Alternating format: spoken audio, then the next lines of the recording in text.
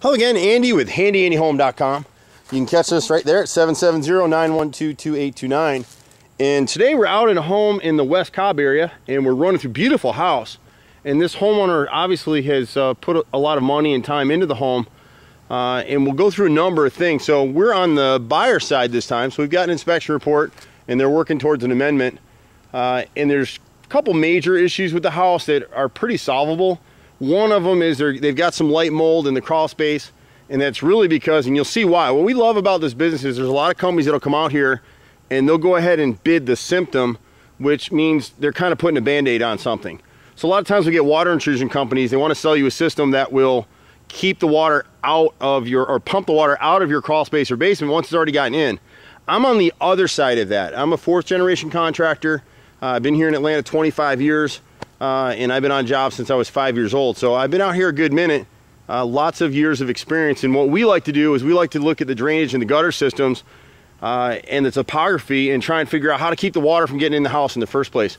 On this house, it's hard for this homeowner. He's got some gutter screens and gutter helmets in various places around the house. Those things don't work. The gutter helmet on the back, the edge needs to be cleaned every year. There's a better system that we sell. It's called Diamondback. It's a micro mesh stainless steel product. It's a great product. It's not cheap, but even that one needs annual tune-ups and cleaning. So it'll keep you from cleaning. Like a house like this with all this tree around, you're going to clean these gutters 3 to 4 times a year. At, you know, the average gutter company wants $200, $250 to do the gutters on a house like this.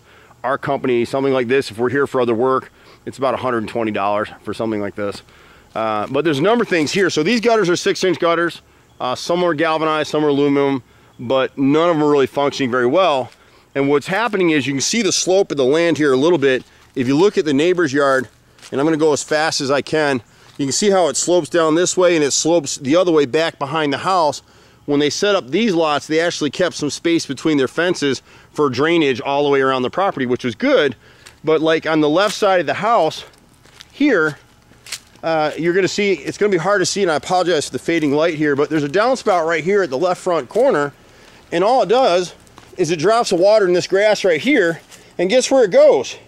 It pitches right back towards the foundation. There's another one, and you've got water coming down here through the neighbor's yard, which is headed towards that crawl space in that front corner of the house.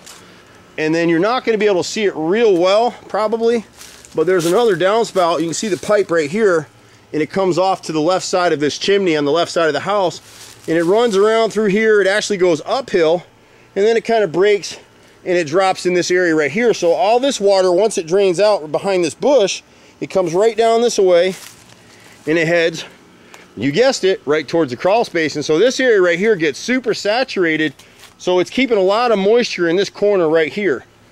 The other problem with the house, you're not going to see it real well, but like on the left side of this house, that up there is a tree. So it takes about a year for a tree to grow. You can't tell right now, but that's nice, bright, shiny green. And there's another one right to the left of it. So those are trees growing in this gutter, which this homeowner thinks he's got screens up there, and you can see one of them fell on the ground right there. And so these trees are growing up there. So what's happening is all the water coming off these downspouts is dropping, you guessed it, right against the foundation, where hydrostatic pressure and moisture seeps into the crawl space. Once it's in there, it's got nowhere to go. So the water restoration intrusion companies, they want to sell you a $20,000 or $30,000 system. And there are places where that's needed. This house, it's not needed. You can still work with this topography, and what we would do is clean the gutters, number one. Number two, I'm going to jump for a second because I'm losing the light, but this siding on the chimney is honestly pretty well shot out. There's a few pieces that are still salvageable. It's the worst part of the siding on the house. This siding should be changed. Part of it you can see right here.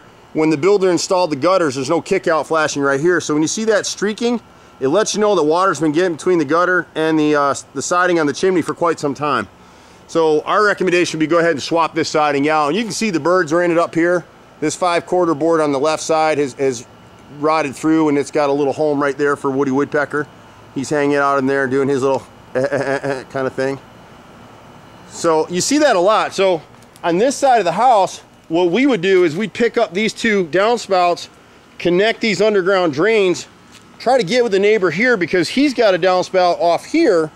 I don't know where it's running to. You got a lot of tree roots here. You got some great trees, and we hate messing with trees.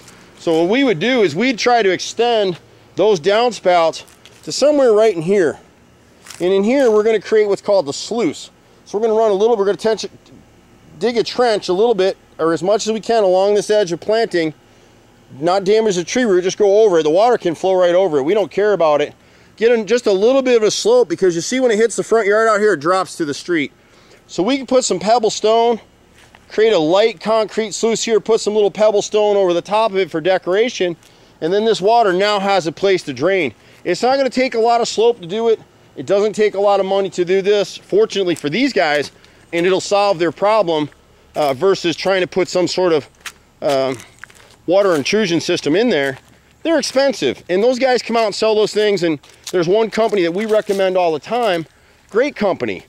And we find that 90% of the time we can solve the problem with gutters, gutter maintenance, new gutters, gutter screens, and drainage systems outside of the house. Black pipe, sluices, trenches, foundation drains, all those kinds of things to keep the water outside of the house. That's how I was taught to do it. It's not as profitable as selling those systems inside the house, because those are usually sold on scare tactics. When we get on the front of the house, the inspector talked a little bit about some brick cracking. You got to realize every home inspector out here does a little bit of what we call CYA.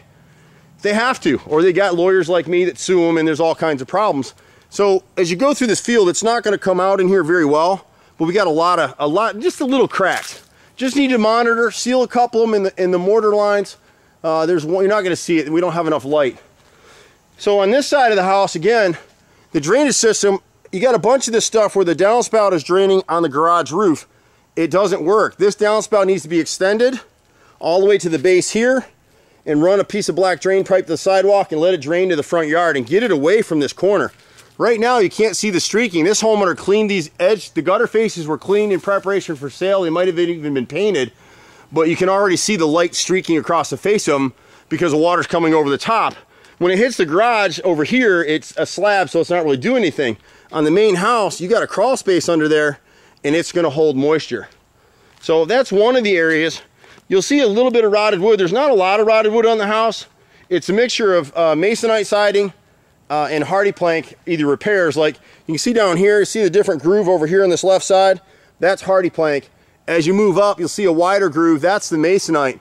This homeowner's really stayed up on his painting, so if you look at the bottom edges of the siding, it's nice and tight. Nothing wrong with this siding. Every home inspector says this is a defective siding. It's not. It's just boilerplate language they put in every inspection, so they've covered it. Yes, there was class action lawsuit.